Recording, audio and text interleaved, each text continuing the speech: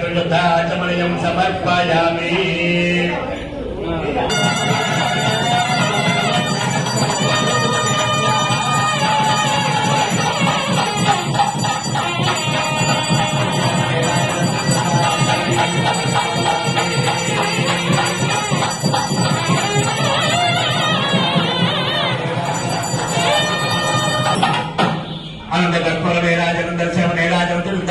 వార్షికోత్సవాల భాగంగా ఈ రోజున 17వ తారీఖు ఈ రోజున అమ్మవారి యొక్క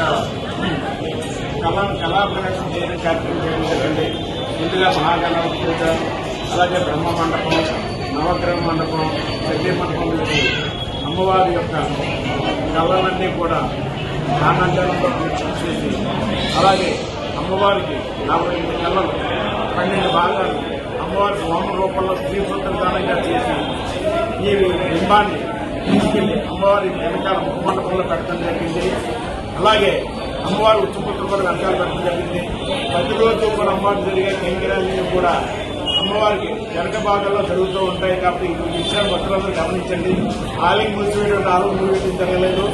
ఈ యొక్క కళని కూడా మేము బిమ్మల్లో తీసి వెనకాల ఉచ్చుపుత్రులు జరిపి ప్రతిరోజు కూడా ఎలా ప్రాతకాలార్చన, మంగళార్చన సేవ, అలాగే 9 గంటల సహస్రనామ కుంభం పూజ, అలాగే 12 గంటలకి మహానివేదన, అలాగే సాయంత్రం 6 గంటలకి పంచాయతులు, అలాగే 7 గంటలకి సహస్రనామ కుంభం పూజ ఇత్యాది కార్యక్రమం రోజు జరుగుతూనే ఉంటాయి. కాబట్టి ఈ విషయం భక్తులందరూ గమనించాల్సిన కోరుతున్నాం.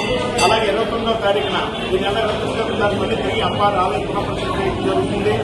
11:30 నుంచి అమ్మవారి యొక్క మూల విరాట్ దర్శనం మీ అందరూ కూడా ఇవ్వడం జరుగుతుంది. కాబట్టి ఈ విషయాలందరూ కూడా భక్తులందరూ గమనించి అమ్మవారి యొక్క దర్శనం చేసుకుని అమ్మవారి యొక్క కృపకి పాత్ర కోరుతున్నాం.